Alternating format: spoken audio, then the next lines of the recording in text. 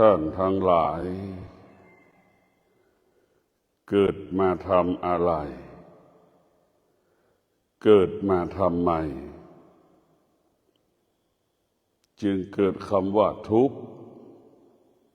จึงเกิดคำว่าไม่พอใจ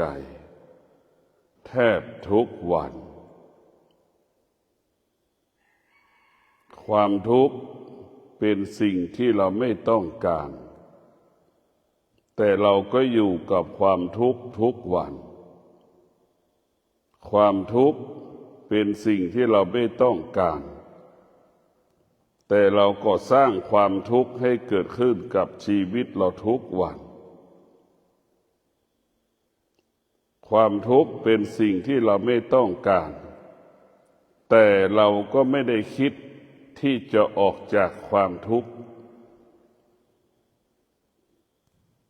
ก็รู้ว่าทุกข์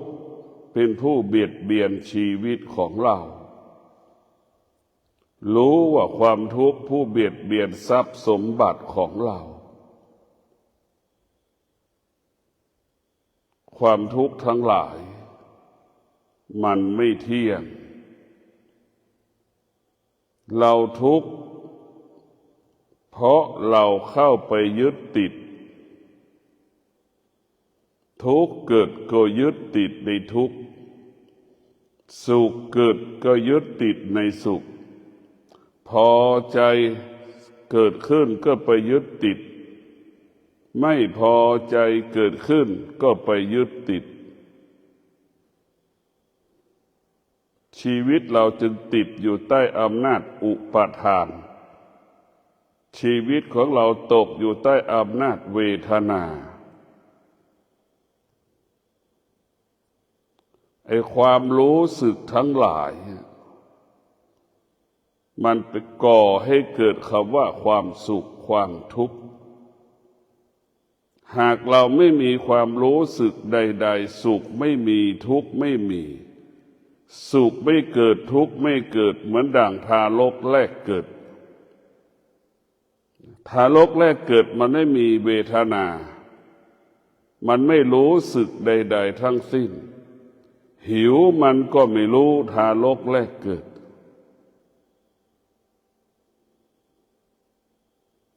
ร้อนมันก็ไม่รู้เพราะทารกแรกเกิดเป็นเช่นนี้หนาวมันก็ไม่รู้ทารกแรกเกิดตรงกันข้ามกับเราเมื่อเติบโตเติบใหญ่จิตของเราเต็มไปด้วยความรู้สึกที่ตามันกระทบกับรูปตาก็ไปติดในรูปไปหลงในรูปพอใจในรูปไม่พอใจในรูปท่านทั้งหลายมันไปติดมันหลงไปหมดมันจึงเป็นบ่อเกิดแห่งความทุกข์ตาของเราเป็นบ่อเกิดแห่งความทุกข์เราจะเป็นบ่อเกิดแห่งความทุกข์เพราะตาไปยึดติดในรูปทั้งพอใจและไม่พอใจก็เป็นทุกข์ทั้งสิ้นความพอใจที่มันเกิดขึ้นขนาดหนึ่งแล้วมันก็เปลี่ยนแปลงความไม่พอใจเกิดขึ้นขนาดหนึ่งเดี๋ยวมันก็เปลี่ยนแปลงสิ่งเหล่านี้ภาษาพระว่ามันไม่เที่ยงมันตรงกันข้ามมนุษย์ยึดติดยึดมั่นสิ่งที่มันไม่เที่ยงตรงข้ามมนุษย์ยึดมั่นถือมั่นสิ่งที่มันเปลี่ยนแปลงมนุษย์จึงตกอยู่ใต้อำนาจของการเปลี่ยนแปลงสุขเกิดก็ไม่พอใจแล้วมันจากทุกข์เกิดขึ้นแล้วแก้ไม่ได้ก็ไม่พอใจนึกดูทำไมเรา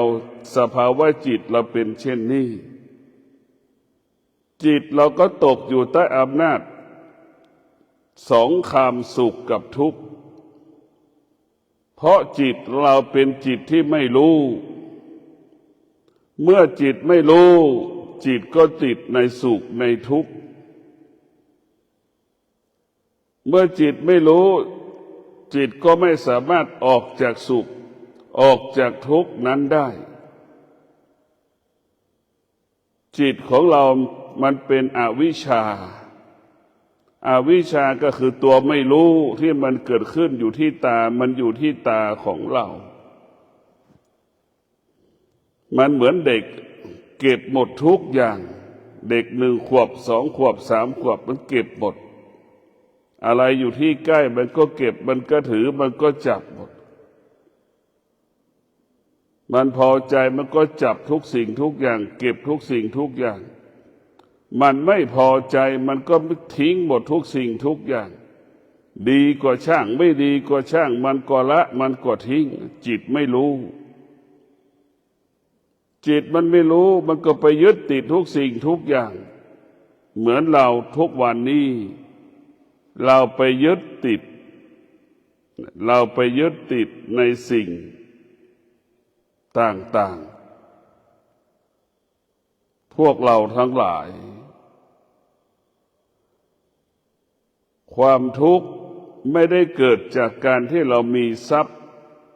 ความทุกข์ไม่ได้เกิดจากการไม่มีทรัพย์ไม่มีสมบัติความทุกข์ไม่ได้เกิดจากการเขาว่าไม่มี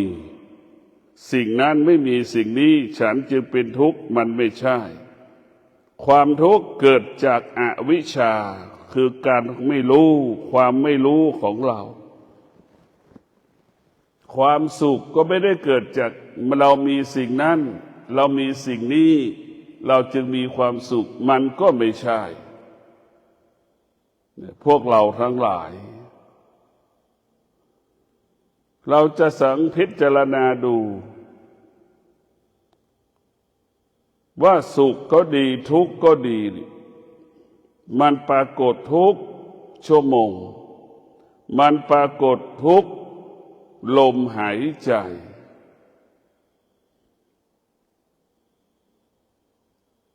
ความสุขความทุกข์เนี่ย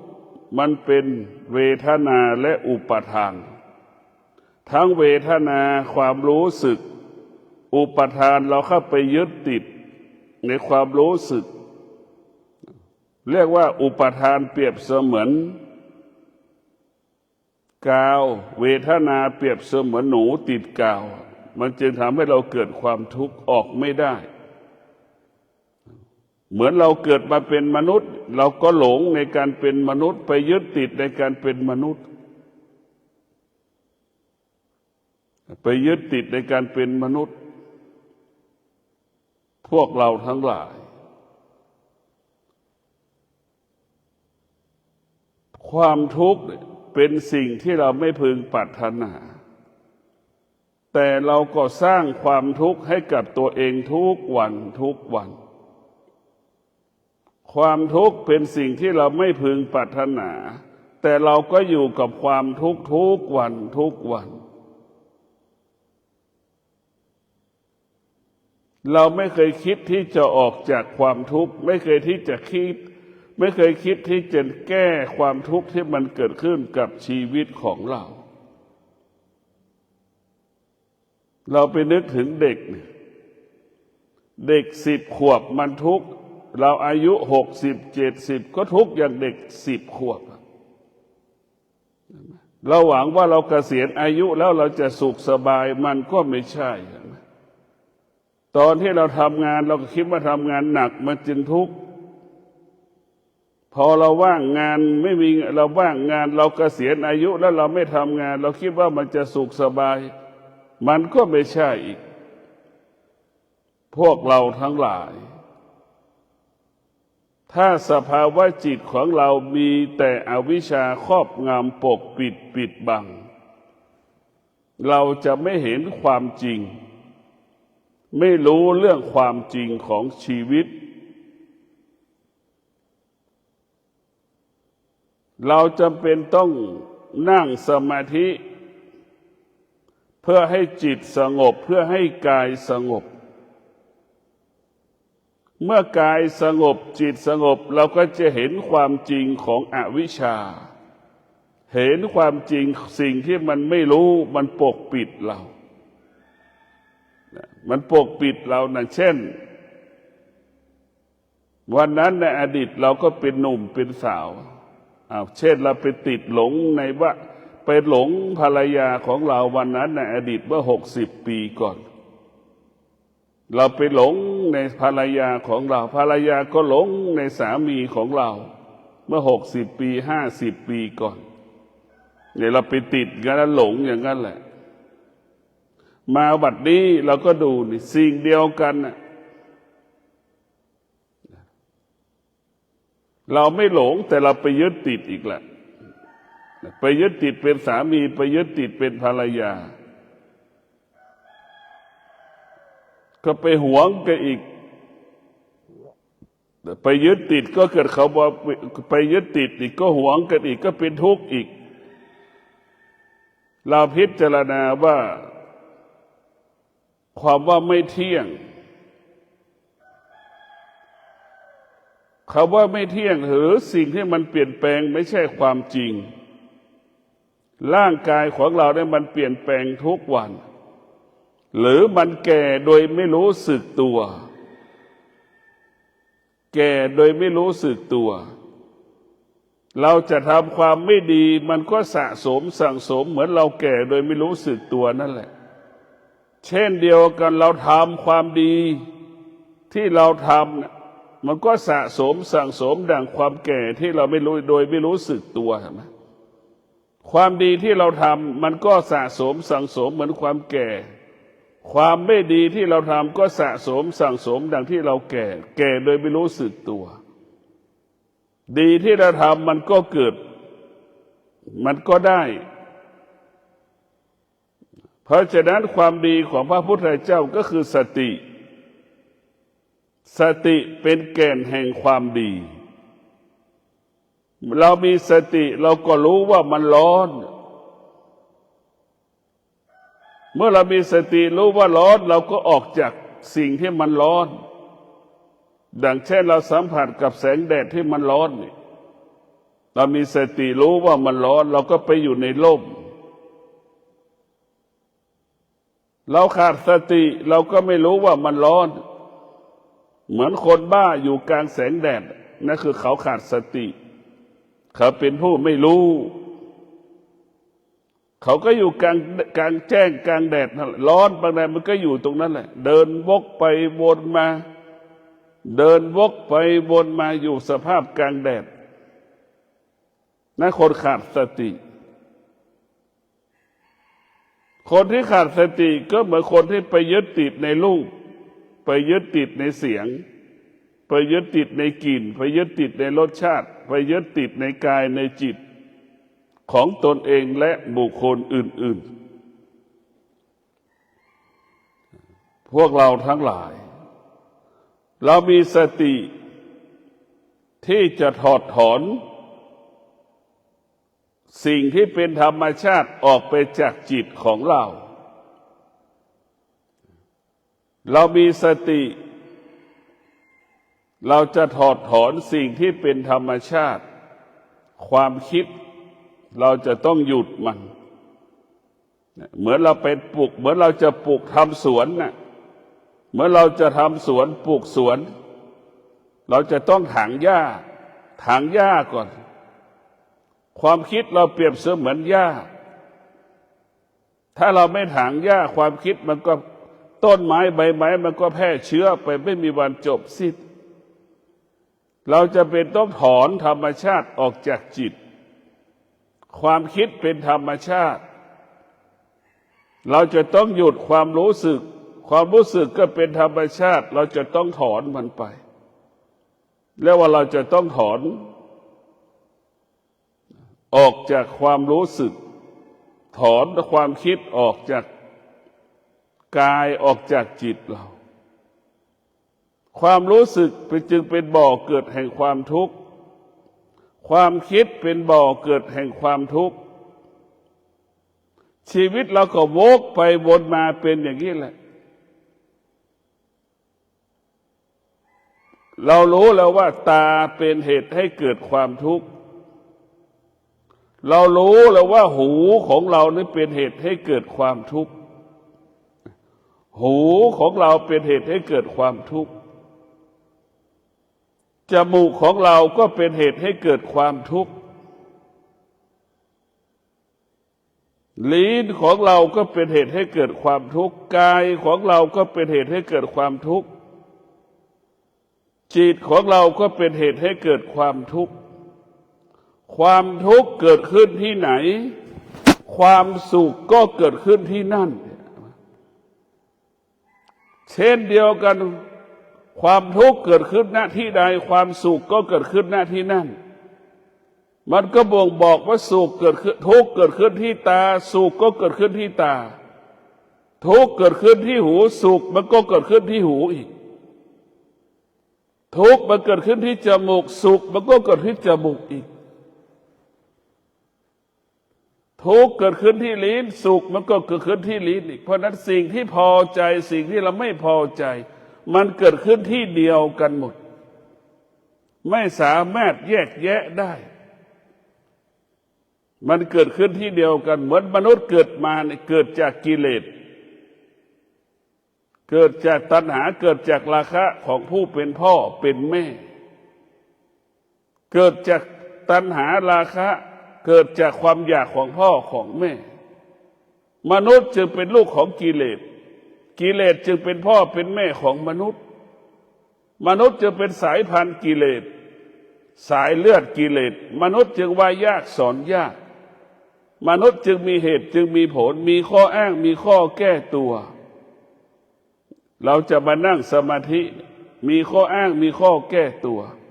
เราจะมาอยู่วัดก็มีข้ออ้างมีข้อแก้ตัวกว่าจะมาได้มันลำบากแสนเข็ญแต่ก็โชคดีที่เรายังมีสติสมบูรณ์พร้อมที่จะมาปรับปรุงเปลี่ยนแปลงแก้ไขสิ่งที่เป็นธรรมชาติออกไปจากกายจากจิต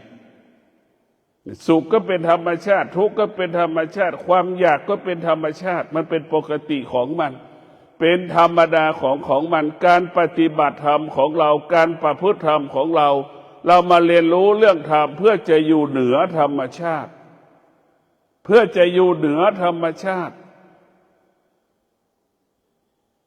ธรรมชาติเปรียบเสมือนม้าธรรมชาติเปรียบเสมือนช้างธรรมะเปรียบเสมือนจ็อกกี้ขี่หลังม้าธรรมะเปรียบเสมือน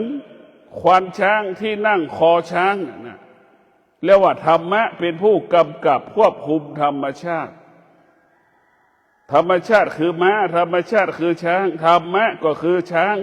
ธรรมะคือจ็อกกี้ธรรมะคือควานช้างเราจะต้องกำกับธรรมชาติไม่ให้มันเกิดเราจะต้องกำกับอุปทานเราจะต้องกำกับเวทนาไม่ให้มันเกิดขึ้นอีกเหมือนเราหยุดความรู้สึกม้าไม่พอใจที่เราไปบังคับให้มันเดินจิตเราก็เป็นเช่นนั้นแหละอุปทานก็เหมือนม้าเราจะต้องมีสติควบคุมอุปทานเราจะต้องมีสติควบคุมเวทนาเหมือนเราขี่คอช้างช้างมันก็รู้สึกมันก็ฝ่าฝืนความรู้สึกของช้างเห็นไหมมันไม่อยากจะเดินมันไม่อยากจะทำงานมันก็มีความรู้สึกไม่พอใจแต่เราก็ควบคุมมันได้ธรรมะเป็นผู้ควบคุมธรรมชาติธรรมะก็หมายถึงสติรู้สึกตัวอยู่ตลอดเวลาเมื่อเรารู้สึกตัวนี่เราก็แก้ทุกข์ได้รู้ว่ามันทุกข์เราก็แก้ทุกข์ได้ดังคนที่รู้สึกตัวว่ามันร้อนแล้วก็ไปอยู่ใต้ร่มไม้รู้ว่าหนาวก็หาผ้ามาห่มผู้ที่มีสติก็จะแก้อย่างนี้พวกเราทั้งหลายตัวสติจะคือตัวรู้เป็นต้นกำเนิดของวิชาวิชาคือความจริงให้เรารู้เรื่องความจริงวิชาบอกให้เรารู้เรื่องความจริงหัวใจเรามีวิชาแล้วหัวใจก็จะงอกงามเบิกบานเหมือนดอกไม้บานสอดรับแสงพระอาทิตย์ หัวใจเราเป็นอวิชชาก็เหมือนต้นไม้ที่ดอกไม้ที่มันเน่าแล้วมันเหม็นแล้วมันหมดสภาพแล้วพวกเราทั้งหลายเราจะต้องมีสติที่จะออกจากทุกข์มีสติที่จะแก้ไขทุกข์มีสติที่จะยกระดับจิตเราให้อยู่เหนือความทุกข์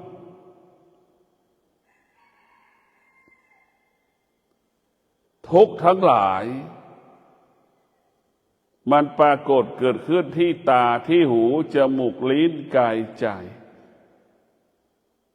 ถ้าตลับใดตาหูจมูกลิ้นกายใจเป็นผู้ไม่รู้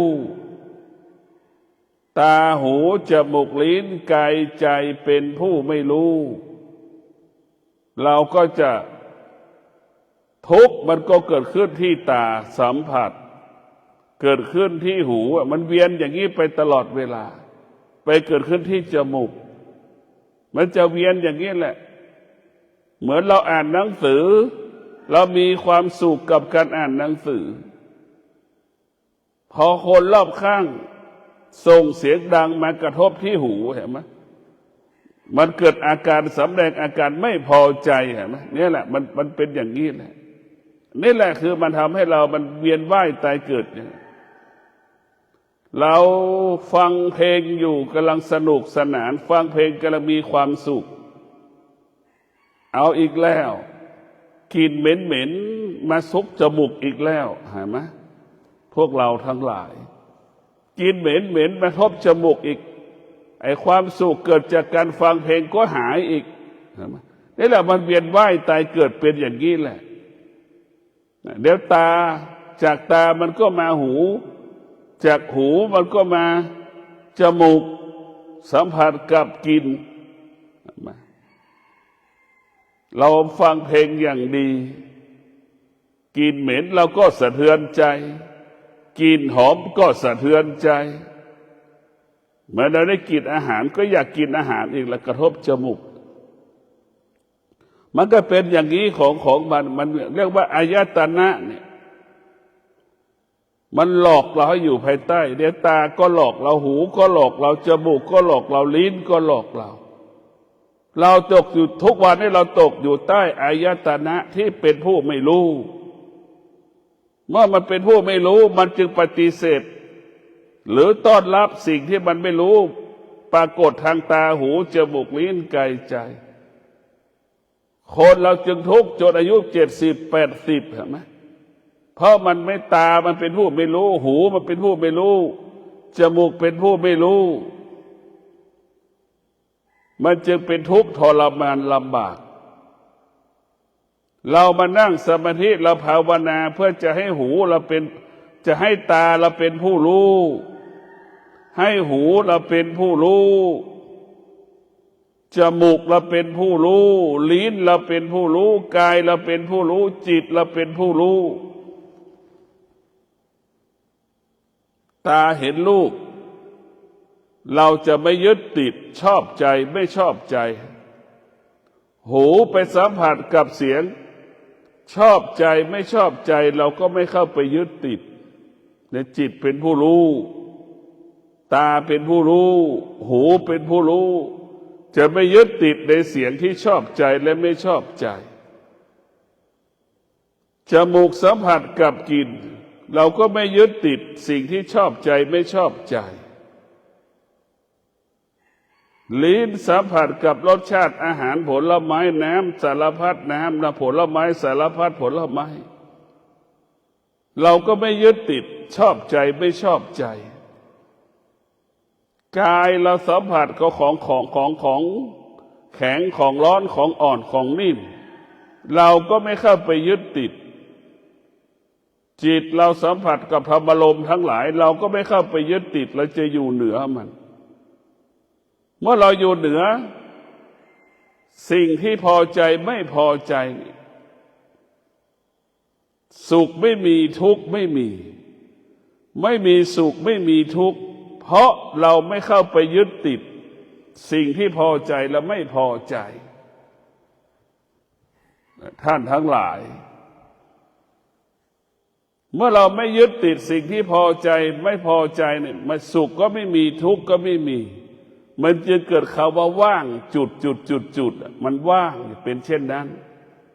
เหมือนบ้านล้างไม่มีคนอยู่เหมือนป่าช้าไม่มีที่ไม่มีคนไม่มีผีให้เผานั่นแหละเหมือนไข่ไม่มีไข่เหมือนเปลือกไข่ไม่มีไข่ในเปลือกไข่นั่นแหละเป็นเช่นนั้นเหมือนรถไม่มีคนขับนั่นแหละว่างเป็นเช่นนั้นพวกเราทั้งหลายตาก็เป็นส่วนหนึ่งของจิตตาก็เป็นส่วนหนึ่งของจิตหูก็เป็นส่วนหนึ่งของจิตจมูกก็เป็นส่วนหนึ่งของจิตลิ้นก็เป็นส่วนหนึ่งของจิตกายก็เป็นส่วนหนึ่งของจิตจึงเรียกว่าจิตเพราะฉะนั้นทั้งกายทั้งจิตอาศัยซึ่งกันและกันอาศัยซึ่งกันและกันเราจะเห็นสังเกตได้ว่าคำว่าจิตนี่เราจะเห็นได้ว่าทุกข์สุขมันเกิดขึ้นที่ตาหูจมูกลิ้นกายใจเรารู้เราฝึกเบื้องต้นเราไปติดในสุขในทุกข์ที่ตาหูจมูกลิ้นกายใจเมื่อเรามาฝึกฝนจิตมาอบรมจิตให้จิตของเราอยู่เหนือสิ่งที่เรารู้ก็คือตาเห็นรูปตาก็อยู่เหนือรูปหูได้ยินเสียงเราก็อยู่เหนือเสียงที่เรารู้นี่คือการยกระดับจิตขึ้นมาอีกจมูกสัมผัสกับกลิ่นเราก็อยู่เหนือมันอีกเราอยู่เหนือมันนั่นแหละแล้วว่าจิตเป็นผู้รู้ลิ้นสัมผัสกับรสชาติอาหารผลไม้เราก็อยู่เหนือมันอยู่เหนือมันกายเราสัมผัสของแข็งของอ่อนของนิ่มเราก็อยู่เหนือมันจิตรู้สารพัดมันรู้ก็อยู่เหนือมันเราจะอยู่เหนือมันจึงเกิดคำว่าจิตผู้รู้จิตผู้รู้ตาเห็นรูปเราก็อยู่เหนือรูปที่ตามันรู้หูได้ยินหูจิตเป็นผู้รู้หูได้ยินเสียงก็อยู่เหนือเสียงนั่นแหละคือจิตเป็นผู้รู้ละสิ่งที่เรารู้ละสิ่งที่เรารู้ไม่ยึดติดสิ่งที่เรารู้สิ่งที่เรารู้มันไม่เที่ยงสิ่งที่เรารู้มันเปลี่ยนแปลงถ้าจิตเรามีวิชาปัญญาเราจะเห็นร่างกายของเราเปลี่ยนแปลงเหมือนเราเกิดมา1 วันเราก็แก่1 วันเราเกิดมา1 เดือนเราก็แก่1 เดือนเราเกิดมา1 ปีเราก็แก่1 ปีเห็นไม่เห็นการเปลี่ยนแปลงเราเกิดมา20 ปีเราก็แก่มา20 ปี60 ปี70 ปี80 ปีสภาพคนแก่สภาพคนอายุ20 ปีเป็นเช่นไร40 ปีเป็นเช่นไร60 ปีเป็นเช่นไร70 ปี80 ปี90 ปีเป็นเช่นไรเราพิจารณาดูว่าจะกี่10 ปีมันก็ไม่เที่ยงมันก็ไม่เที่ยงมันเปลี่ยนแปลงรูปมันก็ยังเปลี่ยนแปลงนามมันก็ยังเปลี่ยนแปลงมันเปลี่ยนแปลงหมดพวกเราทั้งหลาย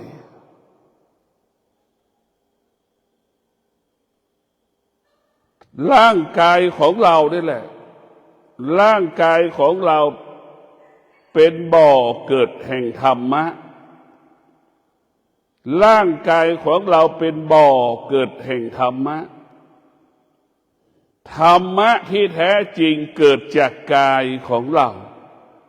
เกิดจากจิตของเราพวกเราทั้งหลายธรรมะภาคปฏิบัติให้เรารู้เรื่องกายว่ามันไม่เที่ยง ร่างกายของเรามันไม่เที่ยงบางคนก็ป่วยตั้งแต่อยู่ในท้องบางคนก็พิการตั้งแต่ในท้องเห็นไหมออกมาแล้วก็เกิดอาการอีกผิดปกติอีกแต่พวกเราจะเห็นได้ว่าการเปลี่ยนแปลงมันเกิดเปลี่ยนแปลงตลอดเวลาแต่ส่วนมากเราจะเห็นสิ่งที่มันเปลี่ยนแปลงนอกกายเราแต่เราไม่เคยเห็นการเปลี่ยนแปลงของกายตัวเองการนั่งสมาธิให้จิตอยู่ในกายให้จิตอยู่ในกายให้จิตเห็นกายแต่ทุกวันนี้เราขาดสติจึงไปเห็นสิ่งภายนอกกายเห็นสิ่งที่นอกกายเราไม่เห็นกายของเราเราจะไม่รู้ว่าเราแก่เราก็ไปหลงลืมแก่พอลืมแก่มันก็ลืมเจ็บพอมันลืมเจ็บมันก็ลืมตายแล้วมันก็ไปเวียนว่ายตายเกิดกับสิ่งที่เป็นกิเลสดังคนแก่ไปแสวงหาความสุขแก่ด้วยกิเลสคนแก่ที่แสวงหาความสงบเป็นแก่ที่มีธรรมะคนแก่ที่ไปแสวงหาความสงบมีแค่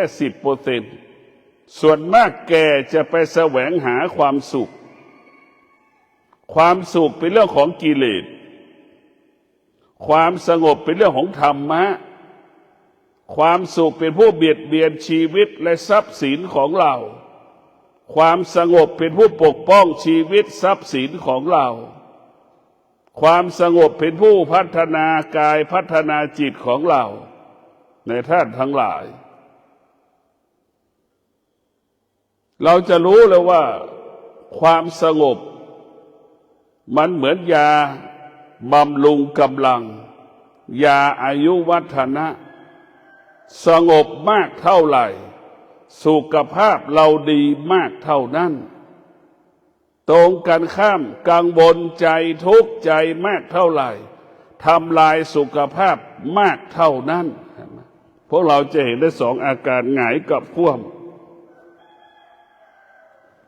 สงบรู้ด้วยวิชาปัญญาสงบรู้ด้วยวิชาปัญญาตาเห็นรูปไม่ยึดติดในรูปสงบรู้ด้วยวิชาปัญญาหูได้ยินเสียงไม่ยึดติดในเสียงจมูกเกิดวิชาปัญญาจมูกก็ไม่ยึดติดในกลิ่นนั้นลิ้นเกิดวิชาปัญญาลิ้นก็ไม่ติดรสชาติอาหารไม่ติดในรสชาติวิชาปัญญามันจะบอกให้เรารู้ดำเนินชีวิตแต่ละวันให้ชีวิตเราปลอดภัยมั่นคงก็พอแล้วดำเนินชีวิตแต่ละวันมีสติรู้เมื่อเรามีสติรู้ชีวิตเราก็มั่นคงเราก็สามารถเราก็มีโอกาสที่จะพัฒนาหรือมีโอกาสจะแก้ปัญหาสิ่งต่างๆที่มันปรากฏเกิดขึ้นกับชีวิตเราได้ปัญหาที่มันเกิดขึ้นเราแก้ไม่ได้เพราะเราขาดความสงบเราจะเห็นว่าความสงบเปรียบเสมือนน้ำที่เราดื่มความสงบเปรียบเสมือนน้ำที่เราดื่มสงบรู้สงบนิ่งเห็นไหมน้ำในขวดมันนิ่งเราเอาข้าวสารเม็ดเล็กๆไปโยนในขวดน้ำเราจะเห็นข้าวสารมันเด้งนะมันลงพื้นนะเราเห็นด้วยตาเปล่าตรงกันข้ามความคิดเรามีความคิดเปรียบเสมือนน้ำกาแฟเราเอาเหรียญบาทใส่ในน้ำกาแฟเห็นไหมยังมองเหรียญบาทไม่เห็นเลยน้ำก็แค่ครึ่งแก้วน้ำกาแฟเราอยู่ใกล้ตาเราห่างแค่สักศอกเราจะมองไม่เห็นความคิดจะทำให้เราผิดพลาดความคิดมันปกปิดบังความจริงความคิดเป็นอวิชชามันไม่ใช่ความจริงเหมือนเราเห็นคนผมยาวเราจะไปเข้าใจว่าเป็นผู้หญิงไม่ได้นั่นคือความคิด คนผมยาวมันไม่จำเป็นต้องมีเป็นผู้หญิงคนผมยาวผู้ชายก็มีอย่างนี้ความคิดของเราเข้าไปยึดติดว่าคนผมสั้นนั้นเป็นผู้ชายเนี่ยเราจะเข้าใจอย่างนี้ก็ไม่ได้ความจริงมันไม่ใช่คนผมสั้นไม่จำเป็นต้องเป็นผู้ชายเดี๋ยวนี้เพราะฉะนั้นพวกเราทั้งหลายความคิดเนี่ยทำให้เราหลงทางหลงผิดมาตลอดให้เราเข้าใจสิ่งต่างๆผิดมาตลอดเพราะความคิดมันเป็นความคิดความรู้สึกที่เราคิดเองเองผ่านตาเนี่ยผ่านหูมันไม่ได้ผ่านทั้งหกนะส่วนความสงบมันจะใช้ให้ตาสงบให้หูสงบให้จมูกสงบให้ลิ้นสงบให้กายสงบให้จิตสงบมันจึงเกิดคำว่าน้ำนะสงบความสงบจึงเหมือนน้ำขวดที่เราดื่มมันผ่านพิธีการกรองมาอย่างดีส่วนความคิดมันไม่ได้การกรองมันผ่านแค่ตาเฉยๆเห็นคนยืนหันหลังก็เข้าใจว่าเป็นหญิงผมยาวๆอย่างนี้ก็จบเราเห็นคนผมสั้นข้างหลังเราเข้าใจว่าเป็นผู้ชายนั่นคือความคิดท่านทั้งหลายความคิดคือการปรุงแต่งเหมือนศิลปินเอาผู้การไปแต้มสีนะเอาผู้การไปแต้มสี7 สีมันก็รู้เฉพาะสิ่งศิลปินมันก็รู้เฉพาะมันวาดเท่านั้นแต่เราไปดูศิลปินวาดภาพเราไม่รู้ว่าศิลปินคิดอย่างไรเราก็ให้คำตอบผิดไปดูรูปภาพก็100 คนก็100 อย่างเนี่ยนะคิดเองเองอย่างนี้แหละเราทุกข์เพราะความคิดเป็นเหตุให้เราเกิดความทุกข์เนี่ยมันจึงเป็นเช่นนี้พวกเราทั้งหลายตรงกันข้ามความสงบเนี่ยจะทำให้เราเห็นความจริงเห็นไหมน้ำทะเลมันลึก6 เมตร10 เมตรเรายังเห็นก้อนหินที่มันเป็นสีต่างๆในท้องทะเลปลาตัวเล็กตัวน้อยที่มันว่ายใต้น้ำเราก็ยังเห็นปลาสีต่างๆตัวเล็กตัวน้อยนั่นแหละคือความสงบรู้ด้วยวิชาปัญญาจึงรู้ความจริงเห็นความจริงรู้ความจริงเห็นความจริงวิชาปัญญารู้แล้วก็อยู่เหนือรู้วิชาปัญญารู้อะไรรู้ตามันรู้ก็อยู่เหนือตาที่มันรู้วิชาปัญญารู้หูมันได้ยินเสียงก็อยู่เหนือเสียงที่เรารู้วิชาปัญญารู้จมูกสัมผัสกับกลิ่นเราก็อยู่เหนือสิ่งที่จมูกมันรู้อยู่เหนือลิ้นที่มันรู้อยู่เหนือกายที่มันรู้อยู่เหนือจิตที่มันรู้มันจึงเกิดคำว่าจิตรู้สิ่งใดให้ละสิ่งนั้นจิตรู้สิ่งใดให้อยู่เหนือสิ่งนั้นจิตรู้จิตไม่ตามรู้ที่สุดจิตมันรู้จิตไม่ตามรู้เช่นเรารู้ว่าคนนี้เป็นคนรวยเราก็รู้ว่ามันเป็นคนรวยก็พอแล้วแต่เราไม่ไปตามรู้ว่ามันรวยกี่100 ล้านกี่10 ล้านเราไม่ต้องไปรู้มันเนี่ยรู้ไม่ตามรู้เป็นเช่นนี้รู้ว่ามันรวยก็พอแล้วว่ารวย100 ล้านเราไม่ต้องไปยึดติดไม่ต้องไปสงสัยว่ามันรวยเท่าไหร่เนี่ยมันจะเป็นทุกข์ทันทีแต่พวกเราทั้งหลายมีสติพิจารณาความทุกข์เกิดจากความคิดเข้าไปยึดติดในเวทนาอุปทานทั้งเวทนาและอุปทานจึงรวมกันเป็นความทุกข์ทั้งเวทนาอุปทานความคิดรวมกันแล้วเป็นกาวดักหนูคนทั้งโลกก็เหมือนหนูติดกาวติดในสุขติดในทุกข์ติดในรูปติดในรูปติดในเสียงติดในกลิ่นติดในรสเราเป็นติดในรูปรสกลิ่นเสียงหมดจึงทำให้เราเป็นทุกข์โรคภัยไข้เจ็บที่มันปรากฏโรคมะเร็งเนี่ยมันเกิดจากไหนเกิดจากเราไปติดในรสชาติอาหารไปติดในกลิ่นอาหารเนี่ยเห็นไหมมันจึงทำให้เราแก่เจ็บป่วยก่อนเวลากำหนด พวกเราทั้งหลายเรียกว่าตายเพราะกินตายเพราะกินที่สุดก็ตายเพราะไม่กินนะมั้ยเราแก่ก่อนเวลากำหนดก็เพราะกินนี่แหละเราแก่ก่อนกันเวลากำหนดก็เพราะเราไม่กินนี่แหละมีทั้งสองอย่างเราเจ็บก่อนเวลากำหนดก็เพราะกินนี่แหละเราไม่กินเราแก่ก่อนเวลากำหนดก็เพราะเราไม่กินนี่แหละเห็นไหมเรียกว่าการกินเนี่ยมันเป็นบ่อเกิดเป็นบ่อเกิดคำว่าแก่เจ็บตายก่อนเวลากำหนดเรามีสติเราจะรู้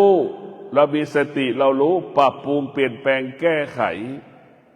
เราจะไม่ติดในรสชาติอาหารเช่นเราจะกินข้าวมื้อเช้านี้เป้าหมายคือกินให้มันอิ่มเป้าหมายกินให้มันหายหิวให้ระลึกแค่นี้เราจะไม่กินเพื่ออร่อยเรากินเพื่ออร่อยตัวอร่อยนี่แหละคือตัวกิเลสไปติดในรูปรสกลิ่นเสียงรูปรสกลิ่นเสียงน่ะมันเป็นไวรัสที่ทำลายชีวิตของเราเหมือนไข้หวัดใหญ่รูปรสกลิ่นเสียงพวกเราทั้งหลายมีสติรู้ทุกข์เกิดจากที่ตาสุขก็เกิดขึ้นที่ตาหรือว่าทุกข์สุขเกิดจากอายตนะตาหูจมูกลิ้นกายใจความรู้สึกสารพัดความรู้สึกก็เกิดขึ้นผ่านทางตาหูจมูกลิ้นกายใจความคิดสารพัดความคิดเกิดขึ้นที่ตาหูจมูกลิ้นกายใจ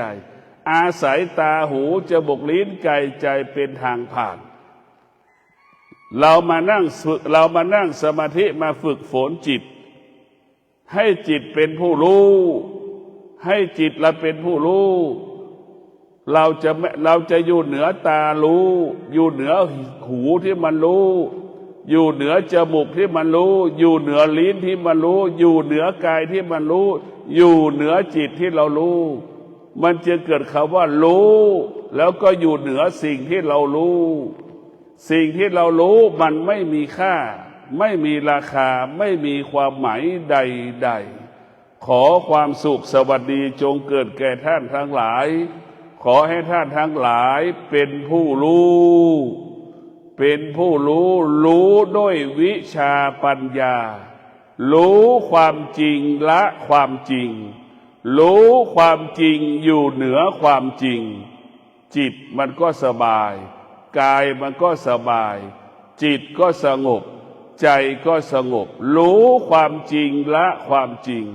มีเงินก็ทุกข์ไม่มีเงินก็ทุกข์ไม่มีเงินก็สุขมีเงินก็สุขสุขได้ด้วยวิชาและปัญญา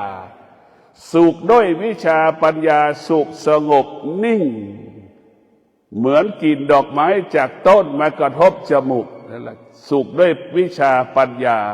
ดังกลิ่นดอกไม้จะส่งกลิ่นหอมจากต้นมาสุขจมูกของเราสุขด้วยปัญญาด้วยวิชาและปัญญาก็ขอให้ท่านทั้งหลายมีสติในการดำเนินชีวิตอดทนที่จะอยู่การฝึกฝนจิตอดทนที่จะฝึกฝนจิตจิตเราอดทนจิตเราจะเป็นผู้รู้ดั่งช้างแสนรู้ดั่งม้าแสนรู้ดั่งสุนัขแสนรู้จิตเป็นผู้รู้เหมือนสัตว์แสนรู้นั่นแหละคือจิตเราเป็นผู้รู้เป็นเช่นนั้นขอเจริญพร